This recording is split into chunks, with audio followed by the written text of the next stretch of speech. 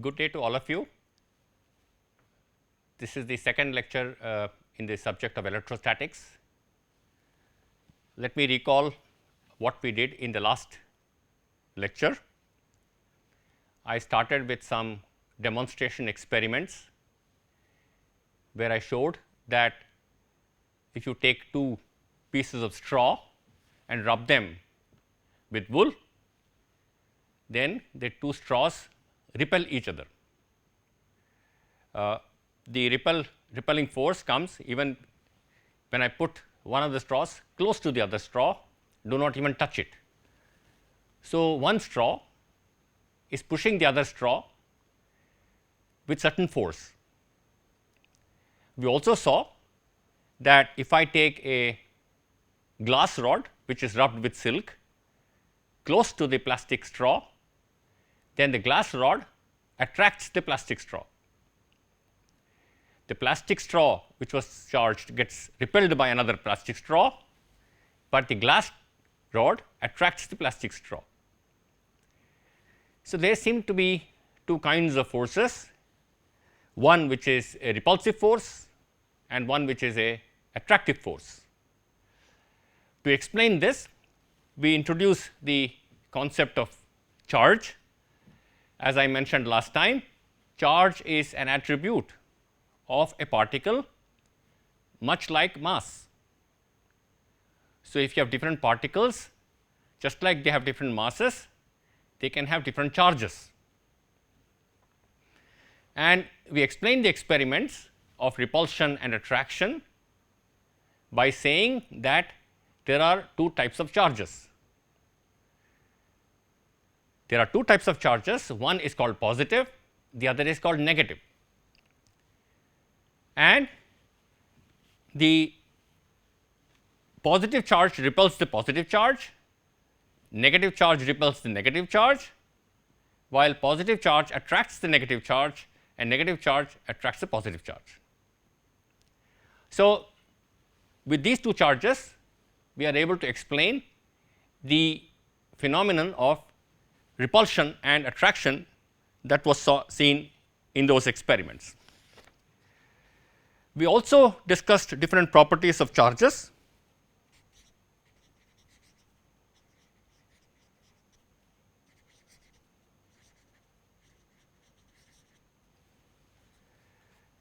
For example, first one is conservation of charge.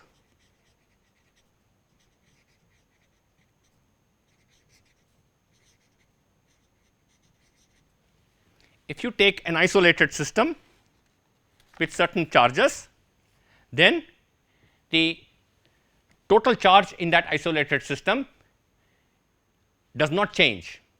By isolated, I mean you do not allow any charge to come from outside into the system or any charge to leave the system. This says that the total charge within the isolated system is constant. It does not imply that the number of negative charges and number of positive charges is constant. As I mentioned in the last lecture, sometimes it is possible to generate new charges within the isolated system, but whenever you generate a negative charge, you will also in parallel generate a positive charge. So, the total charge of the system will remain constant, and this is a property of conservation of charge. We also saw that charge is quantized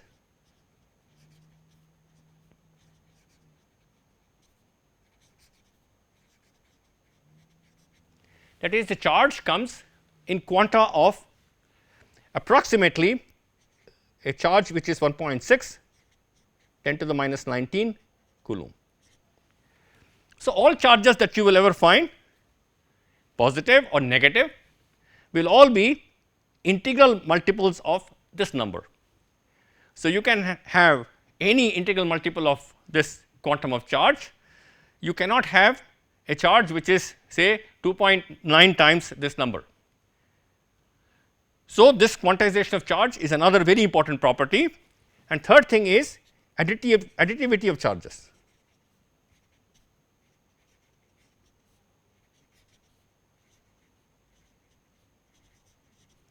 So, if you have n 1 positive charges and n 2 negative charges, then the total charge in the system will be n 1 minus n 2 into E. So, you just add charges just like you add numbers, keeping the sign of the charge in mind. So, when you have equal number of negative and positive charges, the net charge becomes 0. We then introduced the concept of conductors and insulators.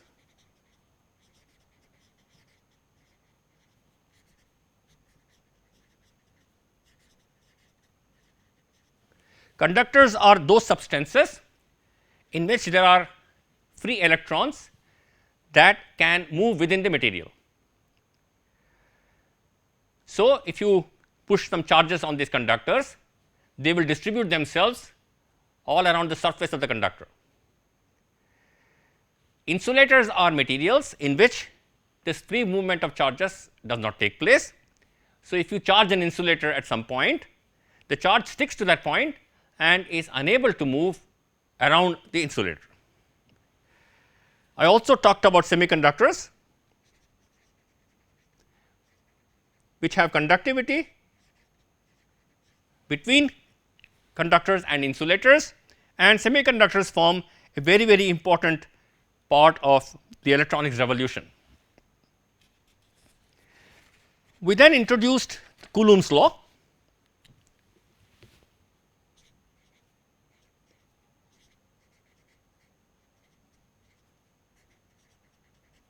As the force between two charges. So, let me recall, if I have a charge q 1 and another charge q 2, if this is my origin, I have one vector here which is called r 1 vector, another vector here which is called r 2 vector here. This vector is r 2 1 vector, and r 2 1 vector is equal to r 2 minus r 1. So, we said that according to Coulomb's law, the force on charge 2 because of charge 1 is 1 by 4 pi epsilon 0 q 1 q 2 by r 2 1 square into r 2 1 unit vector. So, the force is proportional to the product of the two charges, inversely proportional to the square of the distance between the two charges, and is along the direction along a line connecting the two charges. As I mentioned, this formula is valid whether the charges are positive or negative. So, if both charges are positive, then the direction of the force F 2 1 is the same as the direction of r 2 1 unit vector. R 2 1 vector goes from q 1 to q 2, and so if the charges are both positive, the force on q 2 is in this direction, which is repulsive. So, this charge is repelling this charge. Similarly, if q 1 was negative and q 2 was also negative, then this force again becomes positive, product of two negative numbers here. So, the force has the same direction as the direction of r 2 1 unit vector. So, the force on q 2 because of q 1 is again in this direction, which is again repulsive. If the sign of q 1 and q 2 were opposite, if one was positive, the other was negative, then the direction of the force F 2 1 is opposite to the direction of the unit vector r 2 1, and the force becomes attractive. So, if for example, this is positive and this is negative, then the force acting on this charge is towards q 1, which is attractive. Now, please remember that this force on 1 because of 2 is equal to 1 by 4 pi epsilon 0 q 1 q 2 by r 1 2 square into r 1 2 unit vector. Now, what is r 1 2 unit vector? R 1 2 vector is equal to r 1 minus r 2 vector, which is actually minus of r 2 minus r 1 vector, which is equal to minus r 2 1 vector. So, r 1 2 is oppositely directed. So, if this is q 1, this is q 2, this is r 1, this is r 2, this is r 1 2. So, the force as you can see here F 1 2 becomes 1 by 4 pi epsilon 0 q 1 q 2 by r. Now, because r 1 2 vector is minus of r 2 1 vector, the magnitude of r 1 2 vector is equal to magnitude of r 2 1 vector. So, I can write here r 2 1 square instead of r 1 2, and r 1 2 unit vector is minus r 2 1 unit vector. So, I put a minus sign here and I put r 2 1. So, as you can see here, the force on charge 1 because of 2 is exactly equal and opposite to the force of q 1 on q 2. So, if q 1 repels q 2 with a certain force, q 2 repels q 1 with the same force in the reverse direction, and this is nothing but a statement, it is a confirmation of Newton's third law. This force as you can see here is very similar to the law of gravitation, except that in gravitational there is only attractive force because there is only one kind of mass. Okay. Now, we go to let me try to recall what we did in the experiment. Remember, I had two straws in which we had rubbed the two straws with wool, and we found that it was repelling each other. So, what is actually happening is when you rub straw on another surface, the straw picks up some electrons from the wool and becomes charged, excess charge of negative, and wool loses the charge. So, please remember, there is no generation of new charge. All that has happened is some charge from the wool has moved to the plastic straw. Similarly, when I rubbed the other straw, some charge moved from wool to the other straw, and this was the same charge as moved to the first straw. So, the two straws after rubbing have identical charges, similar charges, both are negative, and hence they repelled each other as we saw in the experiment. On the other hand, when I rubbed glass with silk, it so happens that glass loses electrons into the silk. So, if you lose electrons from glass, glass will have excess positive charge compared to negative charge, and it gets positively charged. So, when you bring glass close to the plastic straw, the positive charge in the glass attracts the negative charge in the straw, and as we saw in the experiment, they stick to each other. So, this is essentially the explanation of what we observed the other day in the demonstration. So, now let us start with some concepts that, please remember, I told you that the unit of charge is coulomb.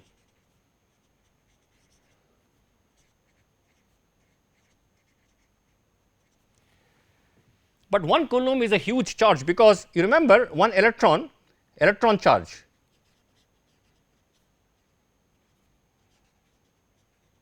in magnitude is 1.6 10 to the minus 19 coulombs. So, in 1 coulomb the number of electrons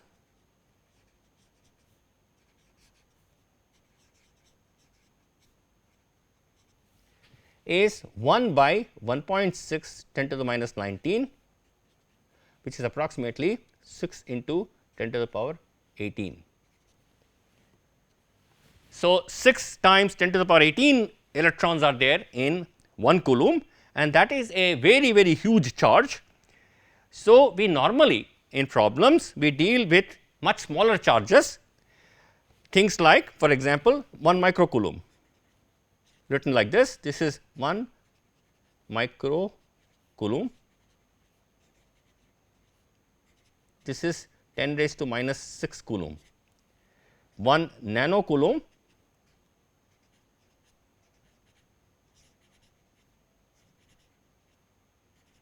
which is 10 to the minus 9 coulomb.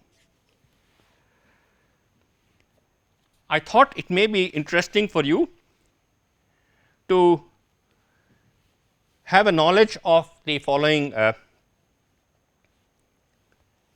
quantities which represent, for example, there is milli, which is m, which corresponds to 10 to the minus 3 millimeter, 10 to the minus 3 meters, milligram is 10 to the minus 3 grams.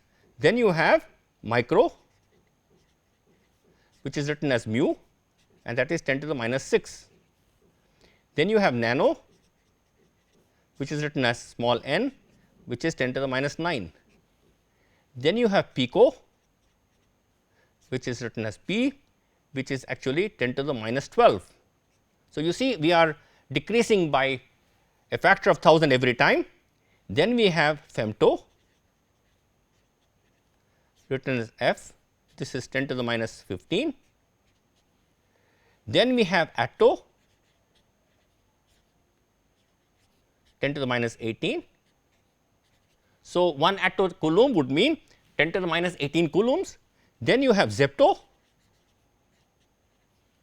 which is small z, is 10 to the minus 21, and yocto, small y, which is 10 to the minus 24. So, these are all quantities which can be used. Normally, we tend to use milli, micro, nano, pico, femto, but today these days there are also physical quantities at the scale of atto and zepto. So, I thought it may be interesting for you to learn that what are the descriptions of these kinds of numbers. On the other side, we also have kilo, which is k, 10 to the power 3. Then you have mega, which is capital M, 10 to the power 6. Then you have giga, g, which is 10 to the power 9. Then you have tera, capital T, which is 10 to the power 12. Then you have peta, which is 10 to the power 15. Then you have exa, E, which is 10 to the power 18. Then you have zeta, capital Z, which is 10 to the power 21, and finally iota, capital Y, which is 10 to the power 24. I thought I will just mention about this, because many times in physics and engineering you will tend to use quantities which are quite small in numbers or large in numbers, and then you will have to use some of these powers to explain those quantities. Okay. So, now I would like to introduce another very important concept in electrostatics, and that is the principle of superposition.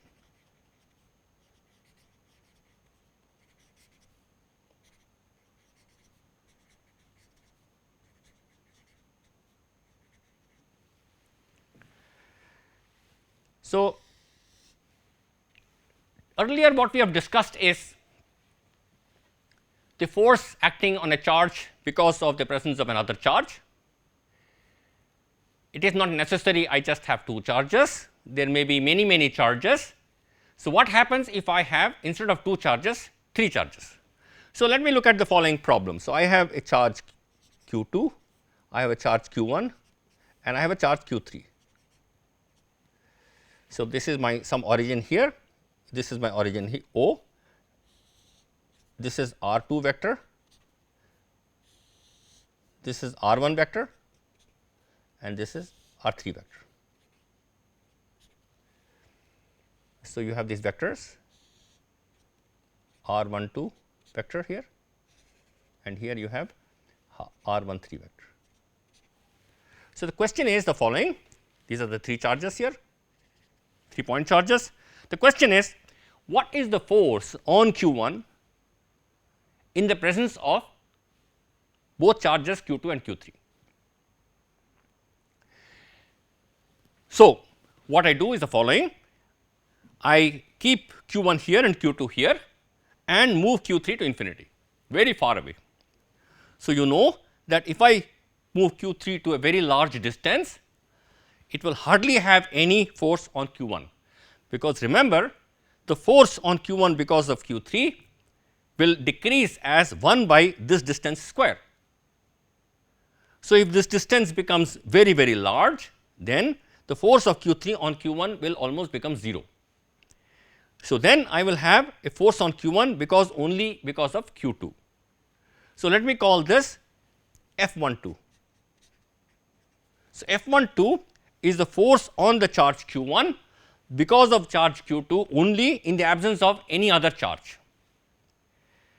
Then what I do is I bring back q 3, put it back in this position, move q 2 to infinity, very large distances. And again, if q 2 moves to very large distances, because the force of this charge q 2 on q 1 is inversely dependent on square of this distance, as this distance keeps on increasing, the force of q 2 on q 1 will become almost 0. So, then what I will have is q 1 will see a force only because of q 3. So, let me call that as F 13. So, F 12 is the force on q 1 because of q 2 in the absence of q 3. F 13 is the force on q 1 because of q 3 in the absence of q 2. Now, I put both the charges in this position and I want to calculate what is the force on q 1. So, what is found is the force on q 1, which I call F 1, is actually F 12 plus F 13. That means, this force on this charge q 1 is the sum of the force on the charge q 1 because of q 2 in the absence of q 3 and the force on q 1 because of q 3 in the absence of q 2. So, the force on q 1 because of q 2, which is this quantity, does not change even if q 3 is sitting here, that is remains as F 12. Similarly, the force applied by q 3 on q 1 is the same as if q 2 did not exist. The total force on q 1 is the vector sum of the force of q 2 on q 1 and the force of q 3 on q 1. This is called the principle of superposition. That means, to calculate the total force on a charge, I add up the forces of each individual charge on this charge vectorially, and that gives me the total force. Now, this is a very, very significant result.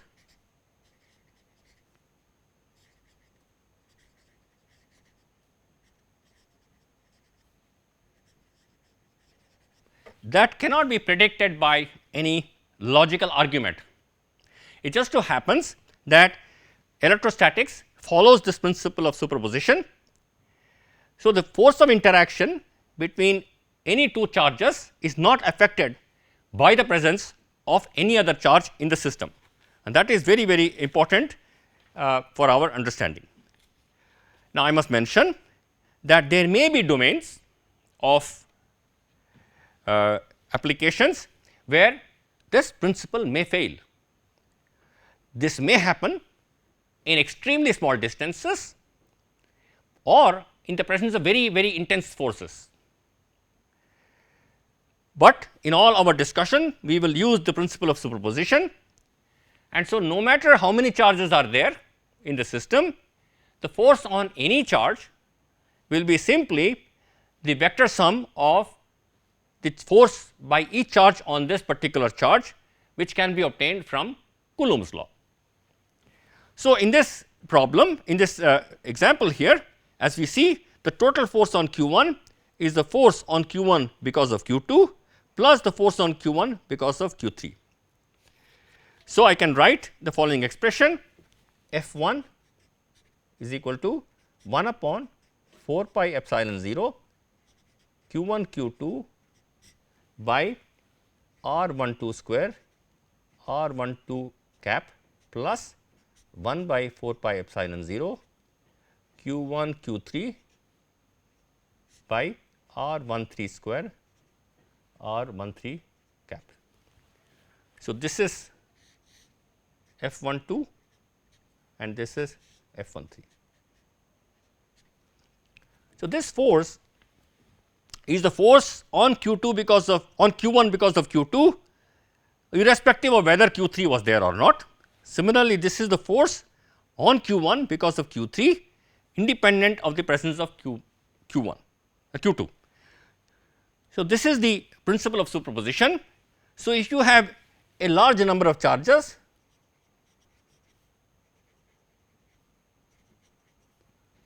large number of point charges,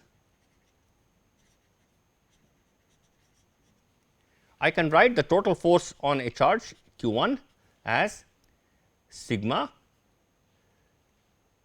j is equal to 2 to n. There are suppose n charges, 1 upon 4 pi epsilon 0 Q1 Qj divided by R1 j square R1 j cap. Note that this summation does not include the charge on which I am calculating the force. In this figure, Q1 is not applying any force on itself. The force on Q1 is determined only by the charges Q2 and Q3. So, similarly, here in the summation, the force on the charge Q1 depends on all other charges corresponding to Q2, Q3 etcetera up to Qn, and this is the corresponding distance of the jth charge from Q1, and this is the unit vector along the line joining the jth charge to Q1.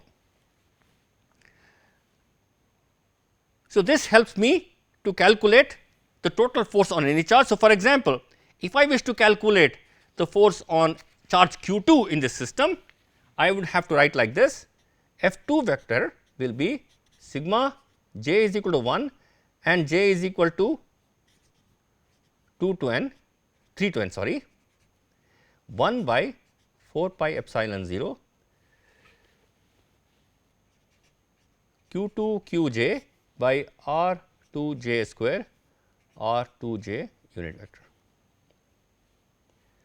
So, this does not include charge Q2, it includes charge 1 Q1 and Q3 to Qn, all the other charges except the charge Q2 on which I am trying to calculate the force.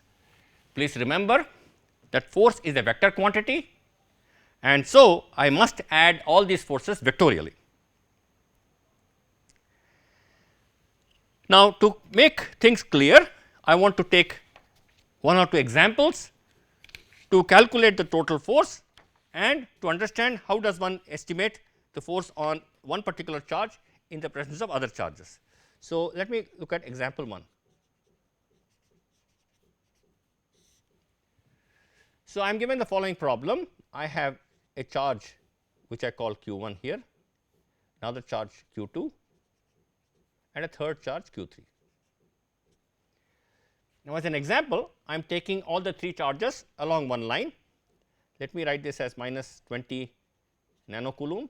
So, this is actually minus 20 into,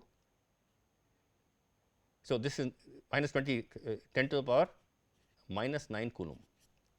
This is for example, let me take plus 5 nanocoulomb. This is 5 into 10 to the power minus 9 coulomb, and let me assume this is plus 8 nanocoulomb. So, this is 8 into 10 to the power minus 9 coulomb, and I am given that this distance is 1 meter and this distance is half a meter. So, I have 3 charges kept along a line Q1, Q2, Q3. Q1 is minus 20 nanocoulomb, Q2 is plus 5 nanocoulomb, Q3 is plus 8 nanocoulomb. So, I want to find out what is the force, what is the electrostatic force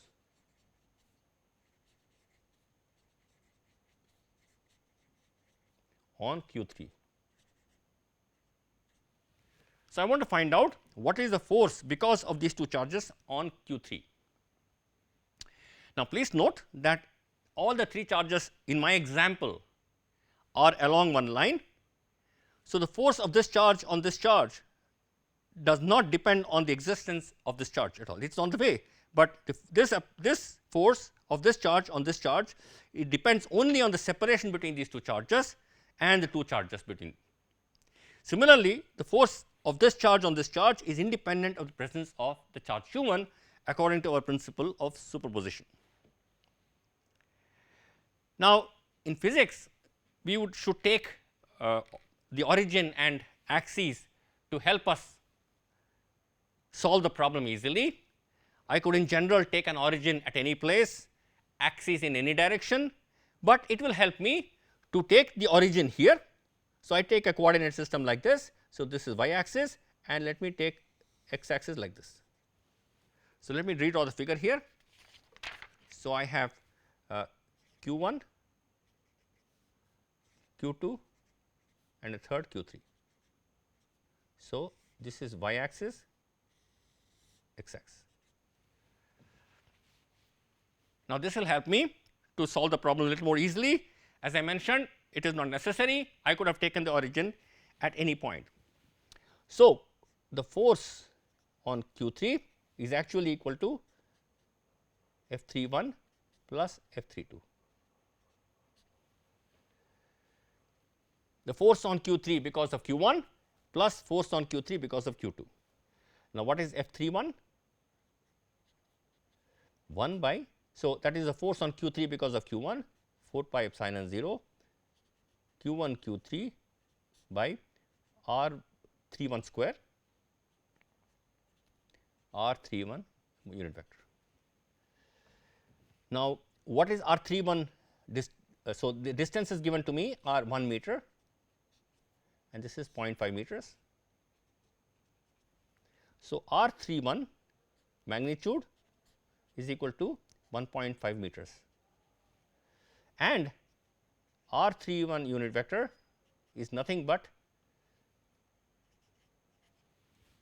unit vector along the x direction, because this line is along the x direction and the line joining q1 to q3 is along the x axis.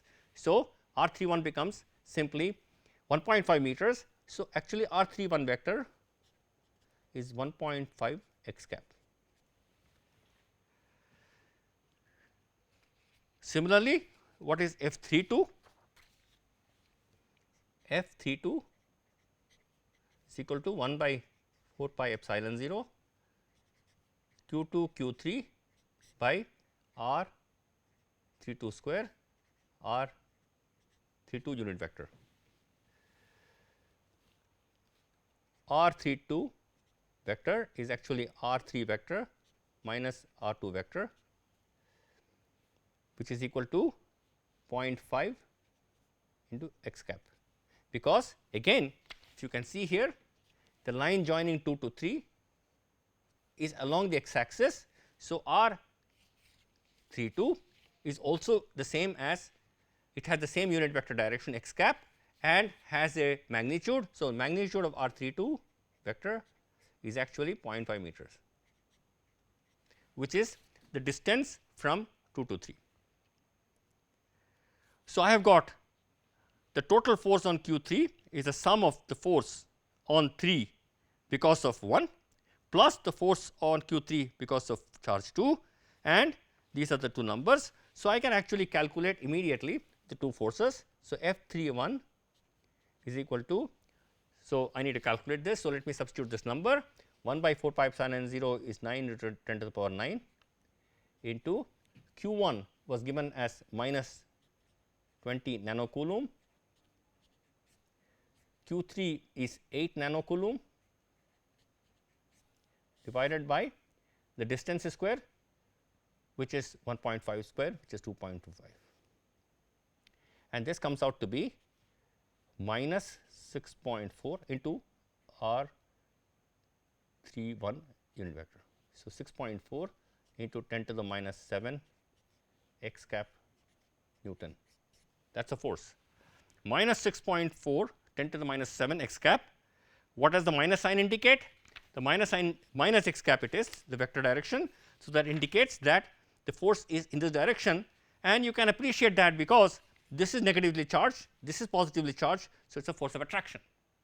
So, this charge which is negative is attracting this charge which is positive, and so the force on q 3 because of q 1 is along minus x cap direction. What about F 32? Let us calculate that. F 32 is equal to 1 by 4 pi epsilon 0 q 2 q 3 by r 32 square r 32 unit vector, which is equal to 9 into 10 to the power 9. Q 2 is 5 nanocoulomb and Q 3 is 8 nanocoulomb divided by 0.5 square, which is 0.25, and this comes out to be 1.44 into 10 to the minus 6 x cap Newton. This is a positive force. This force is along x cap direction, which means that the charge q 2 is actually repelling q 3, because the force on q 3 because of q 2 is along the plus x cap direction. The force on q 3 because of q 1 is along minus x cap direction. So, that is a force of attraction. So, q 1 attracts q 3 irrespective of the presence of q 2. The force of q 1 on q 3 is exactly given by the Coulomb's law without any worries about the presence or absence of q 2. Similarly, the force on q 3 because of q 2 is again obtained by Coulomb's law, and it happens to be repulsive because they have the same sign charges. So, I can calculate the total force on q 3, which is equal to minus 6.4 10 to the minus 7 x cap plus 1.44 into 10 to the minus 6 x cap, which happens to be equal to 8 into 10 to the minus 7 x cap. So many newtons. So, what does it imply? This force, this charge which is sitting here will feel a force which is in the plus x cap direction, because the force has a vector direction along x cap. So, this force, this charge is trying to attract this charge is trying to repel it, and it so happens in this calculation that because this is closer to these two charges, or closer, much closer than these two, this repulsive force is stronger than the attractive force of this, and the net force on this charge becomes repulsive rather than attractive. So, if I have this problem here, if I fix these two charges, this charge will be trying to be pushed out away from this point along this line. Now, one obvious question arises: is there any point in this plane at which point there is no force on the charge q 3?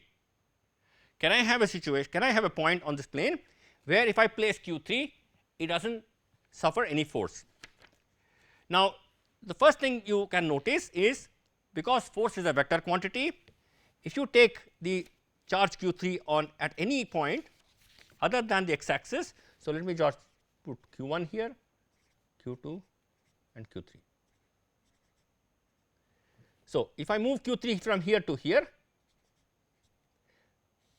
this force will be like this, because this is attractive. This is minus 20 nanocoulomb, this is plus 5 nanocoulomb, and this force will be like this, repulsive.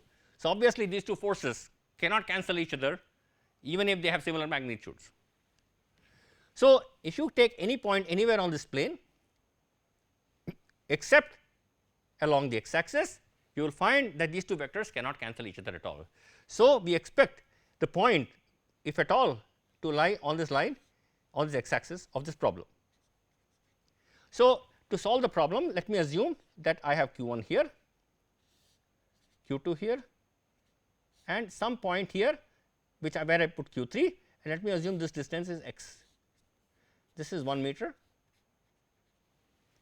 So, I assume the charge q 3 to be present at some point x, such that the net force becomes 0. So, two things I must satisfy. One is that the force directions must be equal. The force by this charge and by the force by this charge on the charge q 3 must be equal and opposite to each other. So, first thing is, by moving it on the x axis, I have ensured that the force of Q1 on Q3 and Q2 on Q3 are along the same line. I still do not know whether they will be in the same direction or opposite directions. So, first thing is by ensuring that my charge is on this plane, on this line of x axis, the force of repulsion of Q1 on Q3 and the force of attraction of Q2 on Q3 will be along the same line. And not only they must be opposite in direction, but also equal in magnitude.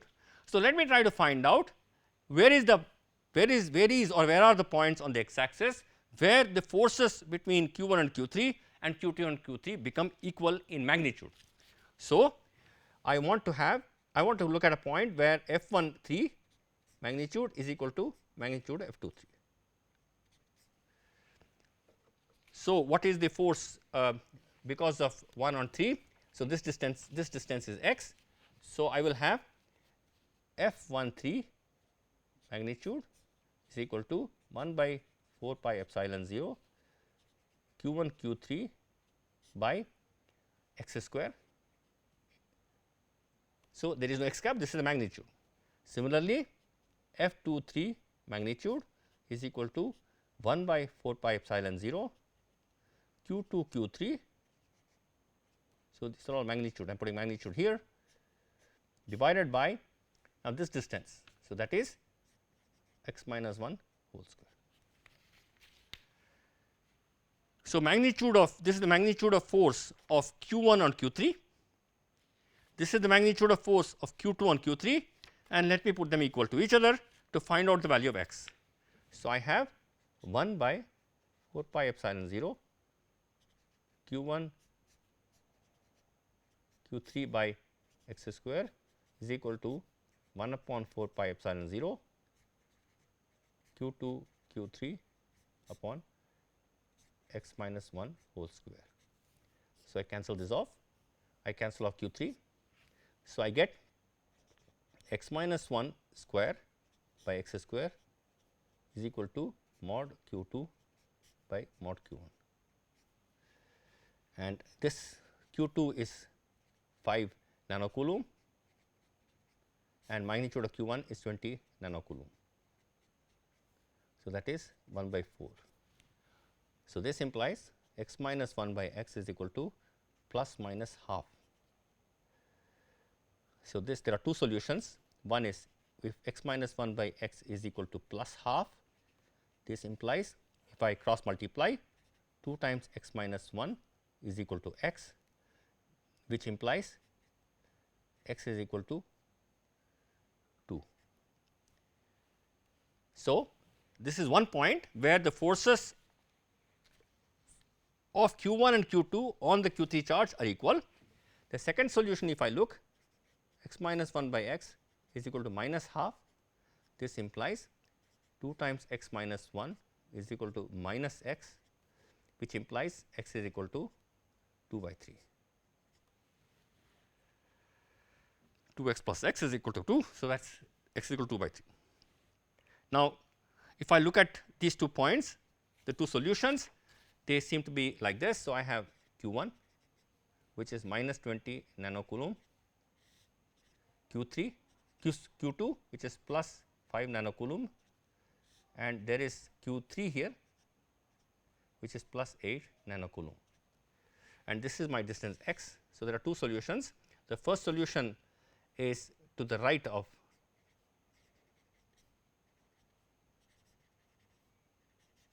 Q2, because x is 2 meters and this distance I know is 1 meter. So, this first solution is 2 meters, that means 1 meter from Q2. If I keep the charge, the net force will become 0. The magnitude of the force because of Q1 on Q3 and magnitude of the force of Q2 on Q3 become equal. Now, this point is such that, remember, at this point Q1 has a force like this and Q2 has a force like this, because this is Q1 has a attractive force and Q2 has a repulsive force. These 2 forces are opposite in direction, equal in magnitude. So, this point x is equal to 2 meters is a point where the force on Q3 becomes 0, because the force of Q1 on Q3 is equal to force on Q2 and Q3, and the force because of Q1 and Q3 and because of Q2 and Q3 are in opposite directions. So, Q1 tries to attract Q3, Q2 tries to repel Q3, but with the same magnitude along opposite directions. So, the result is Q3 has no force acting on it. Now, I would like you to think about the second solution, which is between Q1 and Q2, because that solution is x is equal to 2 by 3 meters.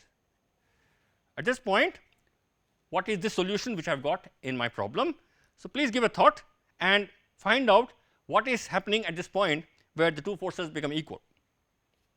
I will leave it as a small exercise to you, just give some thought and try to find out what is the significance of this point.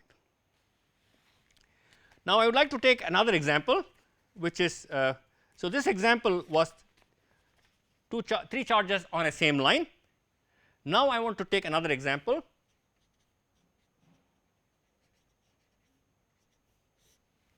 where the charges are not along the same line, but in a plane. So, let me take as an example. So, this is Q1, Q2 and Q3. So, let me assume 10 nanocoulomb here, plus 10 nanocoulomb, plus 10 nanocoulomb and plus 5 nanocoulomb. And just to give you some numbers, let me take this as 20 centimeter, this is 10 centimeter, and this is divides equally. So, this is 10 and this is 10. So, three charges are kept. This is one charge here, there is another charge here and a third charge. So, I want to find out what is the force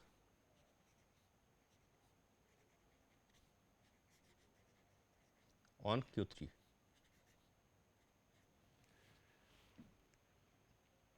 So, now these three charges are not along the same line, they are at three different points on this plane. So, again just like I did in the earlier example, it is good for me to choose an appropriate coordinate system. So, I will choose the following coordinate system. So, these are my three charges, one charge here, another charge here, another charge here. So, let me take this to be y axis and this to be x axis.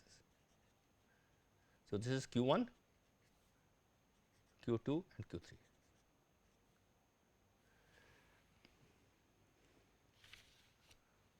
So, this is origin. So, this is R1, this is R2 and this is R3. So, what are these quantities? R1 vector is equal to, so please remember this is given as 10 centimeters. So, that is 0.1 meters into y cap. This is R1 vector has a magnitude of 0.1 meters and is along the y direction. R2 vector has a magnitude 0.1 again and is along the minus y direction. So, there is a minus sign here and y cap, and R3 vector is actually this from here to here. It has the same magnitude of 0.1 meters and is along x cap. So, R1 vector is 0.1 y cap, 0.1 is this distance into y cap is along y direction. R2 vector is minus 0.1 into y cap, because this distance is 0.1 meters and in the minus y direction. R3 vector is plus 0.1 into x cap. So, R31 is equal to R3 minus R1, which is equal to 0.1 into x cap minus y cap. X cap is unit vector along the x direction, y cap is unit vector along the y direction. Similarly, R32 will be R3 minus R2, which is equal to 0.1 into x cap plus y cap.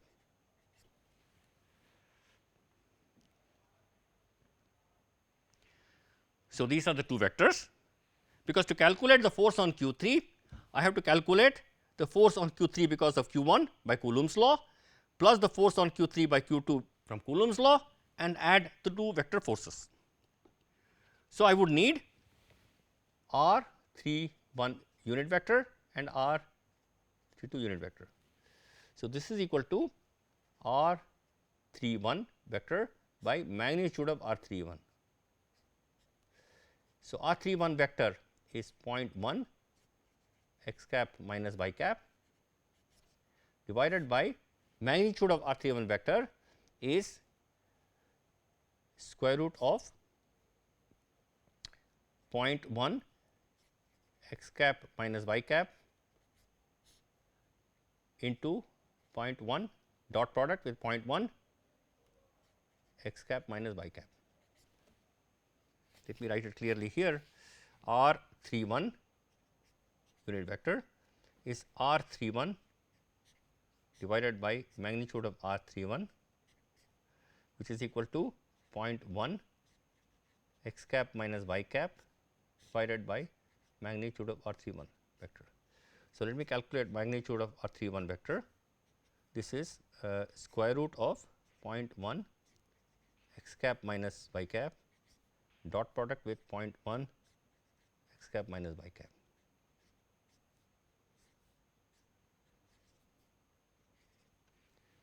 Square root. So, that is equal to 0.01 into 1 plus 1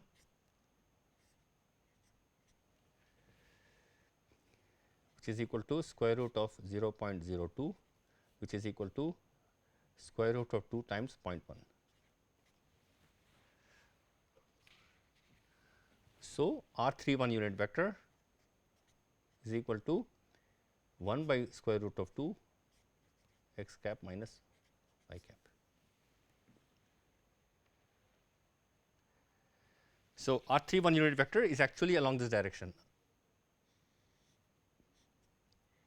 and R 3 2 will be along this direction.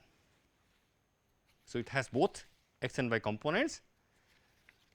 So, I will leave it for you to calculate and show that R 3 2 unit vector is actually equal to 1 by root 2 into x cap plus y cap. Same magnitude, this is x cap minus y cap, this is x cap plus y cap. So, let me calculate the forces now. So, F 3 is equal to F 3 1 plus F 3 2, which is equal to 1 by 4 pi epsilon 0 q 1 q 3 by r 3 1 square r 3 1 cap plus 1 by 4 pi epsilon 0 q 2 q 3 by r 3 2 square r 3 2 cap. So, this is equal to now you see here that all the 3 charges in my problem are equal. I have taken q 1 and q 2 are equal as 10 nanocoulomb and q 3 is different. So, this is actually 1 by 4 pi epsilon 0 q 3 q 1 by r 3 1 square r 3 1 cap plus q 2 by r 3 2 square r 3 2 cap. Now, it so happens in my problem that q 1 and q 3 are equal.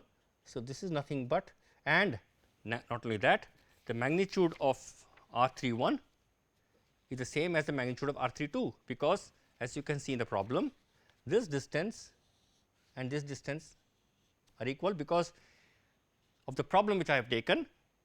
This is an isosceles triangle and these two distances are equal. So, what I get is essentially 1 by 4 pi epsilon 0 q 1 q 3 by r 3 1 square into r 3 1 unit vector plus r 3 2 unit vector, where I have replaced, I have assumed that r 3 2 is equal to r 3 1 and q 2 is equal to q 1. Now, what is r 3 1 cap plus r 3 2 cap? We have already calculated the two quantities. So, R 31 cap is 1 by root 2 x cap minus y cap, R 32 cap is equal to 1 by root 2 x cap plus y cap. So, R 31 cap plus R 32 cap is 2 by root 2 x cap.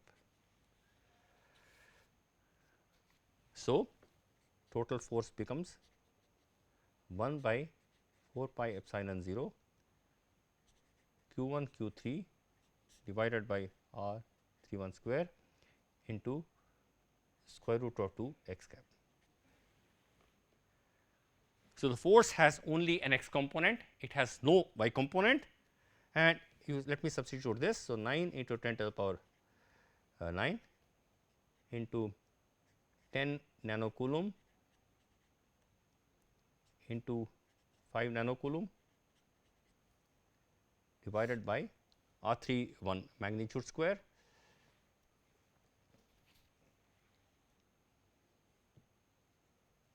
So, that was R 31 magnitude was 0.1 to the square root of 2. So, that is 2 into 0.02 into square root of 2 x cap. So, we can calculate this and find out what is the net force acting on the charge, but as you can see from here, the problem has nice symmetry, because this charges are equal in magnitude, and so the distances are equal from here. So, this particular charge, both are positive and this is also positive. So, this charge will be repelling this charge in this direction, this charge will be repelling in this direction with the same force magnitude, and their y components will cancel each other and their x components will add. And this was expected from symmetry of this problem, that the net force on q 3 should have been along x axis direction. So, you can substitute these numbers and calculate the total force, and I will leave the discussion here for the moment, and we will continue with discussion on more on superposition principle and its various applications in the next class.